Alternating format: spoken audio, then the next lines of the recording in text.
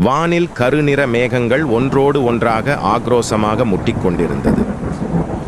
அதன் நடுவே மின்னல் ஒளிகள் கூர்மையான வாளாக வெளிப்பட்டு பூமியை குத்தி கிழித்து கொண்டிருந்தது.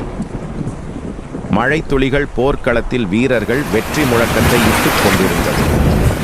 இந்த கோரக் காட்சியை பார்க்க முடியாமல் தெருவோர விளக்குகள் கண்களை பயத்துடன் மூடி மூடி திறந்து கொண்டிருந்தது.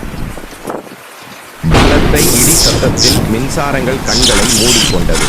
இந்த தருணத்திற்காக காத்து கொண்டிருந்த இரு கால்கள் காம்பவுண்ட் சுவர் ஏறி குதித்தது.